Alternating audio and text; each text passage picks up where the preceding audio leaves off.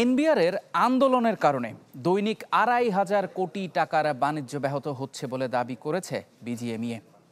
অচলাবস্থা ঘিরে জরুরি এক সংবাদ সম্মেলনে ব্যবসায়ীরা বলেন, কোনো শর্ত ছাড়া পুরোদমে কাজ শুরু করতে হবে এনবিআর কর্মকর্তাদের। এ সময় আন্দোলনে ব্যবসায়ীদেরকে জড়িয়ে অর্থ উপদেষ্টার বক্তব্যের নিন্দা জানানো হয়।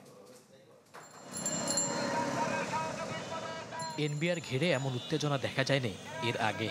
সংস্কার ইস্যুতে শুরু হয়ে লম্বা সময়ের এই আন্দোলন এখন গড়িয়েছে চেয়ারম্যানকে অপসারণের এক দফা দাবিতে। ফলে ব্যাহত হচ্ছে সার্বিক কার্যক্রম, আর গুরুত্বপূর্ণ এই প্রতিষ্ঠানের এমন অচলাবস্থায় হুমকিতে ব্যবসা বাণিজ্য। এ নিয়ে ব্যবসায়ীদের কয়েকটি সংগঠন মিলে আয়োজন করে জরুরি সংবাদ সম্মেলন। বলা হয়, অচলাবস্থার কারণে ক্ষতিতে আমদানি রপ্তানি। এরই মধ্যে ক্রয়াদেশ বাতিলের হুমকি দেওয়া শুরু করেছেন বিদেশি ক্রেতারা। তাই কোনো শর্ত ছাড়াই কর্মকর্তাদের আন্দোলন প্রত্যাহারের আহ্বান জানান তারা।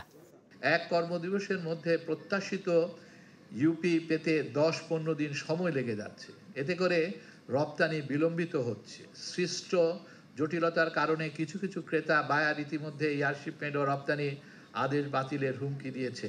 সর্বাত্মক কর্মবিরতি করা যাবে না, এবং এটা করতে হলে পুরা দেশের অর্থনীতি একটা অলরেডি বিপদে আছে, আরও বিপদগ্রস্ত হবে। বিজিএমইএ সভাপতি দাবি করেন, আন্দোলনের ফলে দৈনিক প্রায় ২৫০০ কোটি টাকার বাণিজ্য ব্যাহত হচ্ছে, যা এই খাতের জন্য বড় ঝুঁকি তৈরি করবে আগামীতে। প্রতিদিন হলো ২৫০০ থেকে ২৬০০ কোটি টাকার মতো, এটা বলা যাবে না যে ক্ষতি হচ্ছে, ডিস্ট্রাপশন হচ্ছে, এবং এটা যে রিকারিং এফেক্ট সেটা হলো এনার্মাস। কারণ হলো এর কারণে যেটা হবে যে কোনো ইন্ডিভিজুয়াল যার হলো শক অ্যাবজর্বিং ক্যাপাসিটি কম, সেই ফ্যাক্টরি বসে যাবে এবং দেউলিয়া হয়ে যাবে। Market will not wait for Bangladesh.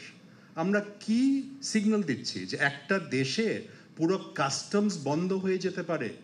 আমার জানা মতে পৃথিবীতে অন্য কোনো দেশে এরকম উদাহরণ নাই যুদ্ধ ছাড়া।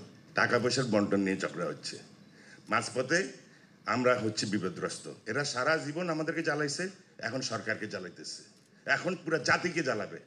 সম্প্রতি আন্দোলন ঘিরে ব্যবসায়ীদেরকে জড়িয়ে দেয়া অর্থ উপদেষ্টার বক্তব্যের নিন্দাও জানান বিভিন্ন সংগঠনের নেতারা। আমার মনে অত্যন্ত দুঃখজনক যে এই ধরনের মন্তব্য আমরা অন্তত আশা করি না। মইনুল হাসান, চ্যানেল 24, ঢাকা।